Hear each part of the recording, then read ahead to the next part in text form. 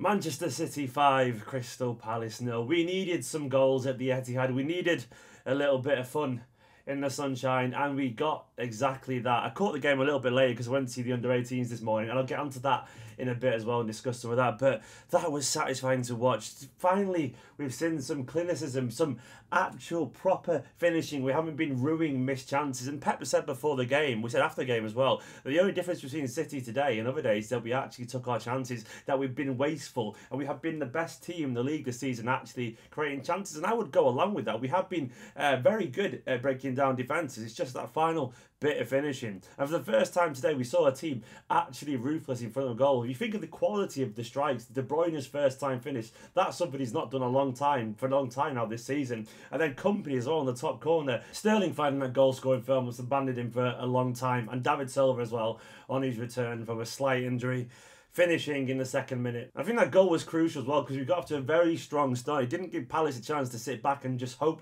for the best like so many teams do these days at the Etihad. And it was vital for our consistency, for our play, for our confidence. And obviously many fans get a little bit tense when things start to kind of drag on a little bit, understandably, and that didn't have a chance to settle in, and the team looked notably comfortable before that. Silva though was magic. I think it's fair when we say that he's underappreciated, a genuinely world-class great, one of the all-time greats in a City shirt, and he made us tick today. His form, his ability to be everywhere, despite not even being close to 100% fit, he inspired the best out of Sane, Sterling, Yaya, Kevin De Bruyne around him, and he made us tick once again. It was Kevin De Bruyne's best game in a long time as far as I'm concerned. His stats were something ridiculous. Let me just check him now. A goal, 2 assists, 4 shots, 7 key passes and 10 crosses. That is Kevin De Bruyne in a glorious ginger nutshell. He is a wonderful player, but recently he's gone off the board a little bit. Maybe he's been struggling to find his best form, but that was the De Bruyne we want to see there, getting forward, providing assists, creating chances, scoring goals, because he's a phenomenal player. I think that's 10 times he's hit the woodwork this season as well. He could have had another today. But that is De Bruyne at his very best, and it's good to see him be the player that we know he can be. We've missed his goals this season. We've missed support in general and goals from the field. I think it's fair to say it's only really Sane that stepped up as a goal-scoring threat since he got into the team, other than the strikers, other than Aguero, I guess.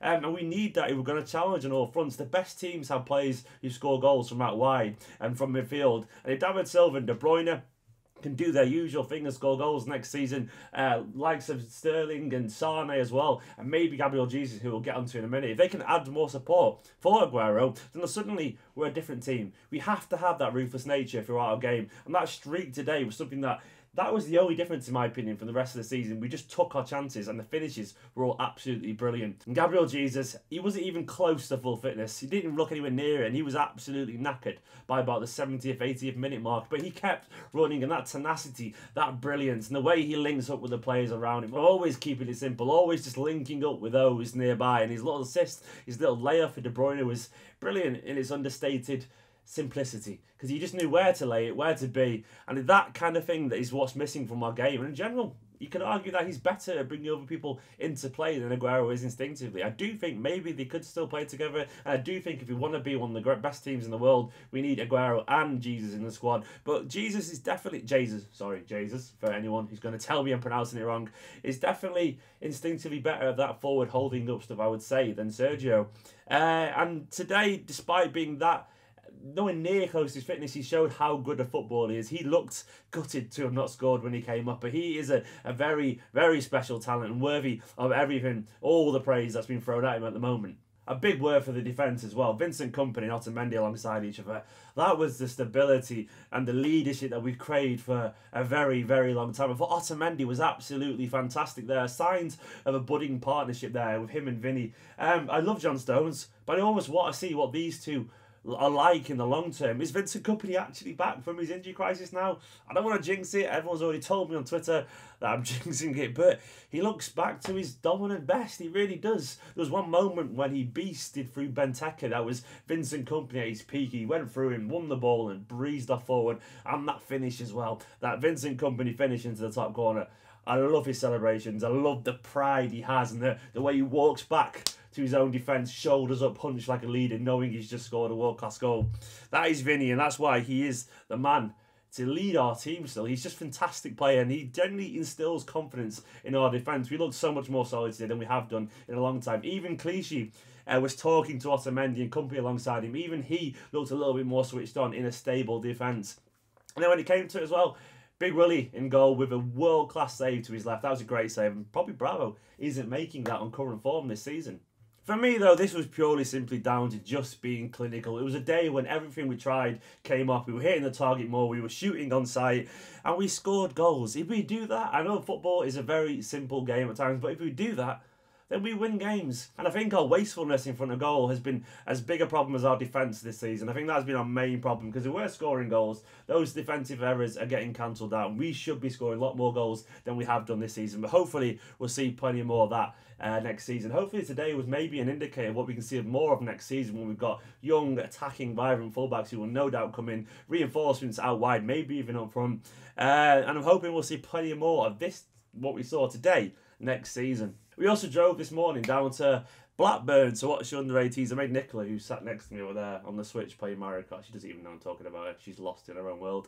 I made her drive me to Blackburn to watch the under-18s play Blackburn, unsurprisingly, and it was good. It was really good. I wanted to see a few new faces there, because of some of the under-16s at the moment, the likes of Rabbi Matondo, Nathaniel Beta, Taylor Richards, Bobby Duncan, a couple of others have been stepping up recently, because it's the time of year when the league table in the 18s is starting to slow down. Some people like Sancho and Foden are away as well, so they're using the under-16s to get a bit of experience ahead of next season. And I wanted to have a closer look at how they've been getting on, and it was a great game of football. It was a 3-2 victory against Blackburn, and Blackburn was strong, physical, committed, and it was such a great learning experience for these young lads. We started in goal with Sokol, who's a reserve keeper all season, but he was very, very, very efficient all day. I haven't seen much of him, but I was impressed by his handling ability, his distribution, a couple of top-class saves. u18s was probably the better keeper, but he's a decent keeper too. And we had Luke Bolton, a right-back, which is interesting given he's a right-winger. Then we had Nathaniel Ogbeta, an under-16s player, England international, a centre-back, alongside Joel Latibodia, returning from injury. Then at left-back, we had Ed Francis. Ahead of him, on the left, was Benjamin Gallery, the Argentinian guy. He's finally got his work... He's finally got his international clearance even, and he's been playing recently for the under-18s. Then in midfield we had Ike Pozo, Matt Smith and Taylor Richards. On the right-hand side we had Rabbi Matondo, the Welsh wonder kid that we signed from Cardiff recently. And up front we had Lorenzo Gonzalez, and it was a very defiant performance. We went ahead most deservedly from Taylor Richards. He scored now 4 goals. He got another 2 today. 4 goals in his last 2 games. He is a wonderfully gifted footballer, another wonderfully gifted footballer. I feel I say that about all of them, but they are that good. He was only, I don't know if he's 15 or 16, but he's already a very big lad. It's nice to see one of our young talents have a bit of physicality as well, because he's got an ego to his game. I think it's fair to say we were sat on the sidelines listening to him. We were right up close to them. And he's got a bit of a fiery temper to his game, but I like seeing a bit of that. He's got a lot of self-belief and almost a Sancho level of cockiness with his dribbling and his natural ability. But he scored 2 today, including a last-minute winner, and it was a sweet last-minute winner because he got a little bit tense at times with him, in particular on the pitch, disagreeing with a few refereeing decisions and a little bit of physicality and maybe unnecessary physicality from Blackburn, and that added a little bit of spice. So when that last-minute winner went in from a turnaround from 2-1 down, Richards legged it to the bench, jumped on his teammates there, and the whole team erupted in glee. But he's a wonderfully gifted footballer, very graceful. He's almost got a Yaya-esque laconic style to him. He glides around the pitch. He's got great feet. Technically, the ball absolutely sticks to him. I think he's learning to adapt to the physicality of the under-18s, because he's come on during the season a few times as an under-16 and looked a little bit slow and off the base, but you could tell he was better for scoring a couple of world-class goals in the previous game, and he looked basically full of confidence today as well. It's been difficult so far for Benjamin Gary. He's had a slow start to life at City. He's been playing on the left wing and he's struggled to get involved in the game. He's clearly got technical ability, but he's struggling to kind of make an impact. And when you're used to seeing Sancho out left and someone like that who looks full of life and confident and direct, he looks reserved. So he's got a lot to do to try and get in the team in some position. But he wouldn't be a City unless he had some talent. So fingers crossed he can adapt. And maybe over the summer, next season, I'm sure he'll probably stay down with the U18s, and like people like Foden who will move up. And hopefully we'll see more of him next season. Rabbi Matondo on the right apparently was very good the other day, but I didn't see the other game. But today he had a slightly quieter game, but plenty of energy, plenty of ferocity, plenty of pace. He's absolutely lightning quick. But he was marked quite physically throughout the game, but he kept going and kept going. And I think it was his assist for Taylor Richards in the last minute to win the game. Matt Smith today was absolutely outstanding. I thought he was everywhere. Some of the passes he played throughout the game were just brilliant. He ended up at right back as well at the end of the game, but He has an ability to read the lines perfectly. The other goal as well was Tom Delibashiru to level for 2-2, 10 minutes left, and he was fantastic when he came on as well as a substitute. Powerful, driving at Blackburn's defence, and he scored from about 20 yards. It was a very satisfying victory, and seeing the young lads get a bit of football between them, seeing what to expect next year, well, it's good to see that these players, once again, can slot into the under-18s team and almost effortlessly kind of just guide us to another victory. It was a hard-fought victory, and a lot of these young lads haven't faced players of that physicality before, but they won, and they showed character, and it was a great result. Anyway, guys, there's a little bit of a roundup for the 2 games for you.